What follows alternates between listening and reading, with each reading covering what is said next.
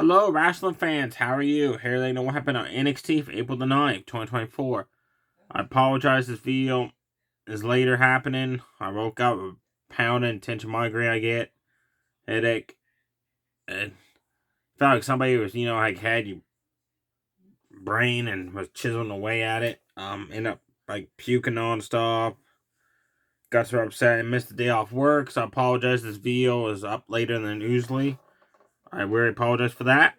But I feel well enough to do the video now. So on NXT, the opening match was Jordan and Daisy Duke took on Kaden James, Izzy Dame. Thea Hill and JCJ were supposed to be at ringside, but there was something going on backstage. And it showed JCJ confronting Thea Hill with Chase University members Audio Chase, Roddy Osborne, Duke Hudson. And JCJ said, apparently, she said, I guess Adrian Chase is going to say it, so I'm just going to come out and say it. And Thea Hill said, what's that? He said, remember back, she said, last year, the Great American Bash, when he had a chance for the NXT Women's Championship and he lost? She said, Audio Chase put a lot of money for you to win it. He gambled a lot of money on you because of his gambling issues. But she said, the reason why he threw in the towel is because he cares about you. He likes you. So that kind of shocked Thea Hill, and Audio Chase admitted that he has feelings for Thea Hill now. Roddy Osborne didn't like that announcement. Then Thea Hill and JCJ had to be separated by people, so that's why they weren't in the match at ringside. Good match to kick off the show. I really enjoyed it. A lot of action. Jordan hit a nice spinning corkscrew planche on the outside on Kaden James. Ran in, took down his Dame with a massive running clothesline. Then James and Dame isolated Jordan in their corner and beat the shit out of her. Tossed her out of the corner, whipped her into a flapjack double team. Stumps in the corner, knees to the gut, double team. Finally, Jordan got away, tagging in Daisy Duke. Daisy Duke got in. Series of running clotheslines, running faceplant buster on Izzy Dame. Caught Kaden James coming off the rope, snap suplexed her down, was just cleaning house. Then Jordan got in and tried to help her teammate out. Well, Izzy Dame went to big boot Jordan, and Daisy Duke took the hit for her partner. And then I now heard her basically get big booting down. Then Kaden James ran in, took out Jordan, sent to the outside. Then as Daisy Duke was getting up for the big boot, Kaden James had a running pay dirt for the 1-2-3 to pick up the win there. Next up, this match was wow. It was Reggie from OTM, took on a newcomer from NXT. Making his main roster debut. He's been in NXT Level Up for a few weeks. He's called Javel Evans. He reminds me so much of a crossbreed mixture of Rob Van Dam, Matt Riddle, and Kofi Kingston. Just the way he looks and acts. He's only 19 years old. And every move he did, he had to keep pulling up his tights. That was funny. But man, these guys did some amazing flip moves. Kicks off the ropes. High-flying, spectacular maneuvers.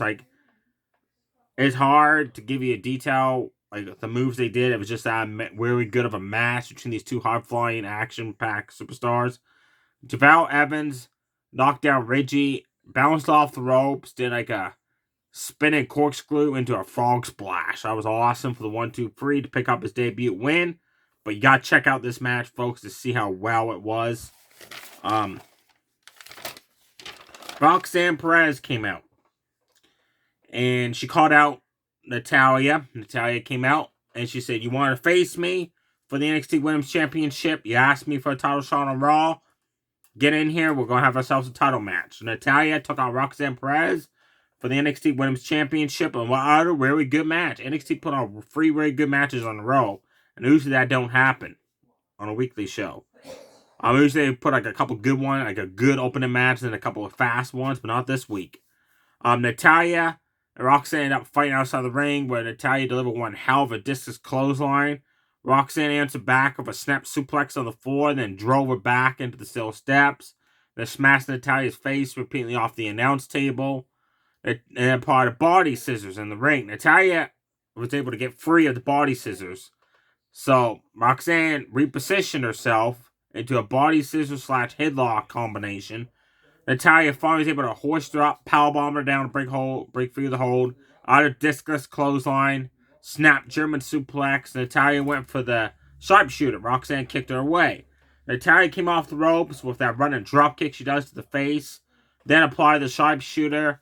She had Roxanne right in the center of the ring, but then I noticed she didn't really have the sharpshooter synced in like she usually does. Roxanne was able to get hold of the ropes for a rope break. Suddenly, Lola Vice ran out. Caused a distraction because last week at NXT, Natalya was in the corner of Carmen telling her that her kicks are not better than Lola Vice's, so Lola Vice has taken exception to that apparently. She distracted Natalya, long enough for Roxanne to hit Hot Pox for the 1-2-3 to retain her championship. After the match, Lola Vice was interviewed backstage, asking why she interfered in the match to distract Natalya.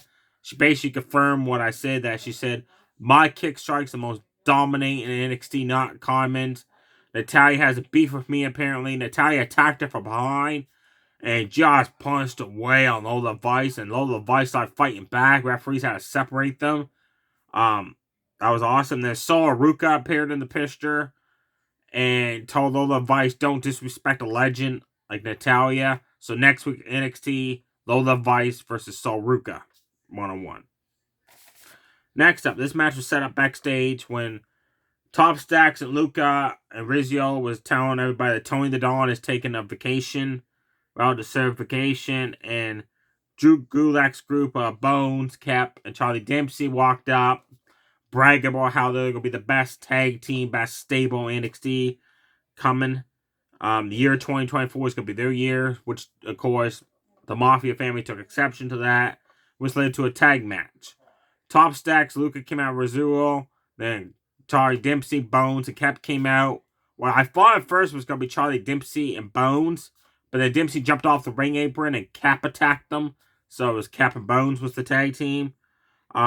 They Irish whipped, double team Top Stacks into a corner, back first. Then as he bounced out of the corner, they clotheslined him down. Took turns stomping away on his back. Cap delivered one hell of a power slam. Then finally Top Stacks got away, tagged in Luca. Luca got ahead and running swing and neck breaker on Bones.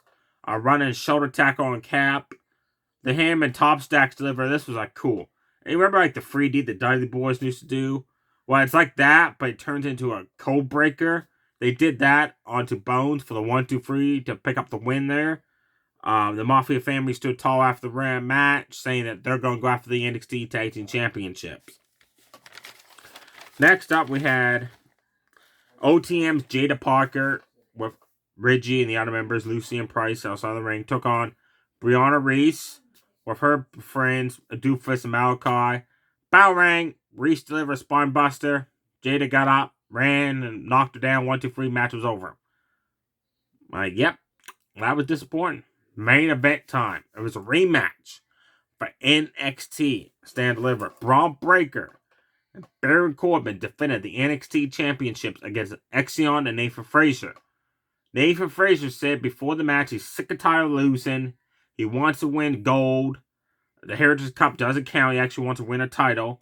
So he told Axiom, if we don't win tonight, we're done as a tag team. I'm going to go singles again. Axiom said, don't worry, I'll do my best so we will win. The match of Stand Deliver opened up. Stand Deliver, it was an amazing match. This match was no different. Axiom and Nathan Frazier deliver 3 drop kicks each on a roll, finally knocking Braun Breaker down. The other ones just kept stunning the big guy. Then Braun Breaker came off the ropes with one massive running shoulder tackle onto Nathan Frazier. Then caught Axiom coming off the ropes with a World's Strongest Slam. Then quickly picked him up, threw him in the air, caught him with a second World's Strongest Slam coming down. Corbin got in, wanted some fun, some of the action. And Axiom heard Corona him and accidentally into Braun Breaker. So that caused Corbin and Braun to get a little bit of a heated argument there. Then Corbin turned around, Axiom blasted him with a super kick, hit the golden ratio. Then Nathan Frazier came off the ropes where Braun Breaker intercepted it with a shoulder tackle. Then Corbin got pissed off, smoking right hands to both Frazier and Axiom. Deep 6 to Axiom.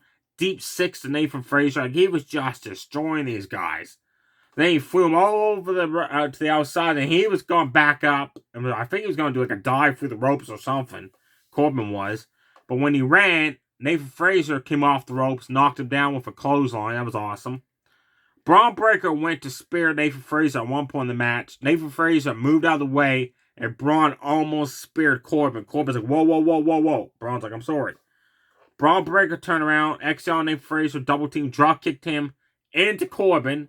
Braun ended up going through the ropes. Corbin ended up coming back, getting back up from the drop kick. They're into a golden ratio from Axion, 450 Phoenix Splash for Nathan Frazer. Your new NXT Tag Team Champions, Nathan Frazer and Axion. And their celebration was cut short.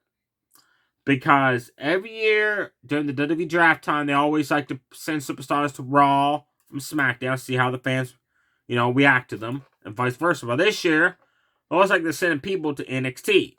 Like Natalya was there, for instance. Well, suddenly, the Offers of Pain and Karrion Kross, Scarlett, and Paul Aaron attacked the tag champs. Offers of Pain delivered Super Colliders on the new champion, stood tall to end NXT there. They got a huge welcome back because these guys were mainstays on NXT till they got caught up in the main roster and then just was buried. So I'm thinking on the draft, if The Rock's daughter is going to be able to draft people, she'll probably draft this group because of the huge response they got. And I'm happy with that because they've been stinking up the joint on SmackDown. NXT, they could just go down NXT. I hate it, man. They're going to ruin that show as well, but at least SmackDown gets a break from them for a while. The only matches also announced for next week is Soruka versus Lola Vice. Noam Dar is going to face Dijak one-on-one. Ridge Holland. Apparently, I thought he retired last week, but apparently we didn't see this, but as Stand and Deliver during the entrance of Joe Gacy against Shawn Spears on the pre-show, he attacked Joe Gacy in the back of a steel chair during his entrance. Now he's back. They don't know what to do with Ridge Holland. They're coming up with all these different storylines with him and not working. Well, anyways, he slammed the door to the arena to go out in the parking lot, and Joaquin Wilde was getting ready to leave as well. He got his hand slammed between the doors, so now Joaquin Wilde is pissed off. Demand a match. Next week, he's going to face Ridge Holland one-on-one.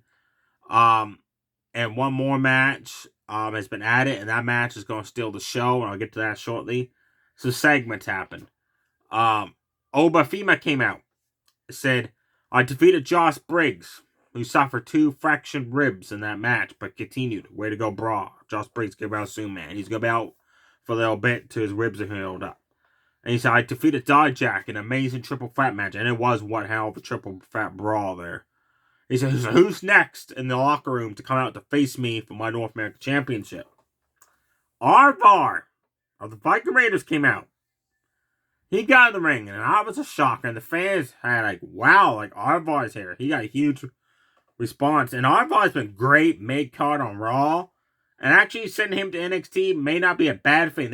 He could dominate a lot of that mid-card talent main eventers on NXT there. He hooked up at Umafima and says, I want your next shot at that title. Umafima says, you're not even a part of the roster. And Arvar says, the draft's coming up. You can come to Raw. I could be staying on Raw. Or you could be staying on NXT and I could be drafted to NXT. It's either way, I'm coming after you in that North American Championship one way or the other. Then he spin kicked Umafima down.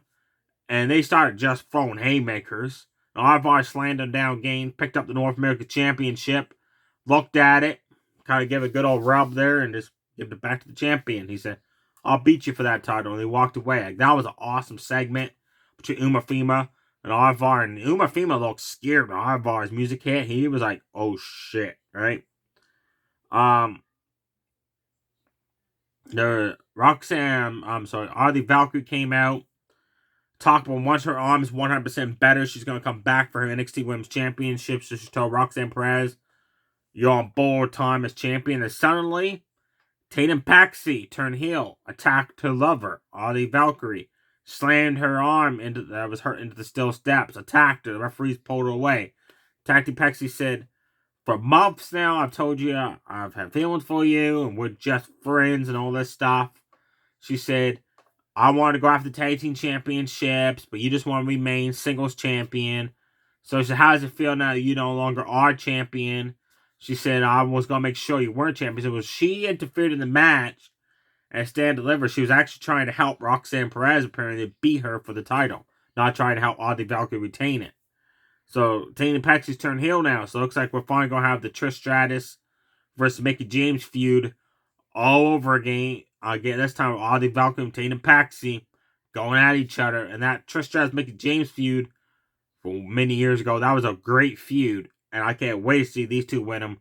See what they could do in this rivalry. Trick Williams came out.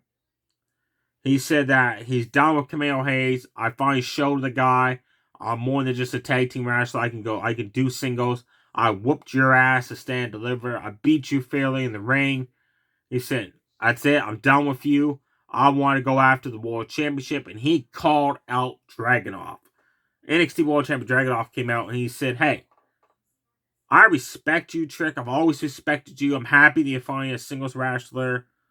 But you don't call me out with that tone of voice. He said, I will give you your NXT World Championship in a few weeks. But on one condition. Trick Williams said, name it. He said, you're too big for NXT now, he's told Trick, basically. You should be on Raw. You should be on SmackDown. So he said, when I beat you, you're done with NXT. You got to quit the show, never come back. Trick said, that's why I got put up on the line to beat you for the NXT World Championship, get our opportunity.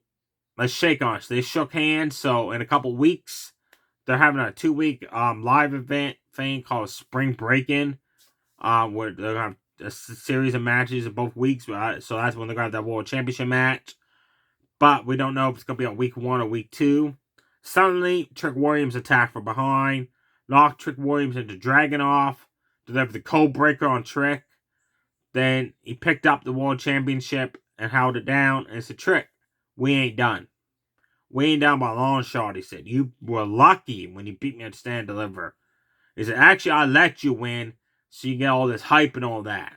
He said, next week, we got a rematch inside of a steel cage. I'll see you then, bitch. And he walked away. That was an awesome segment as well. So next week, we'll have Trick Williams versus Kamehameha Hayes 2 and the rivalry inside of a steel cage. That's awesome.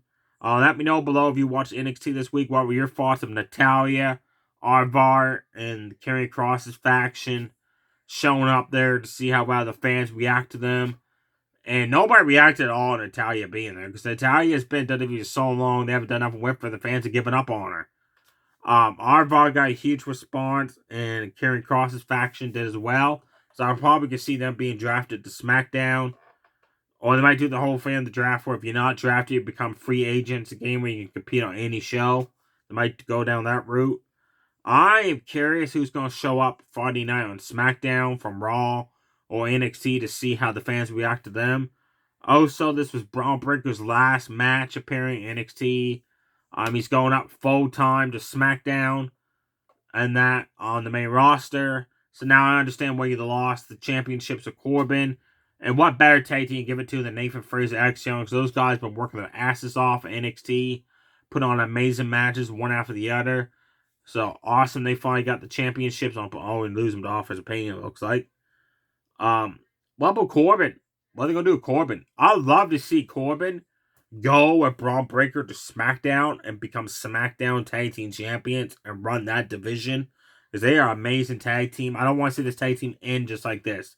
They gotta have Braun and Corbin be a tag team, so send Corbin up to the main roster where he belongs in the game. Braun and Corbin, SmackDown Tag Team Champions. You hear it here first. Make it happen, WWE. Stay safe, everybody. Too sweet. Bye.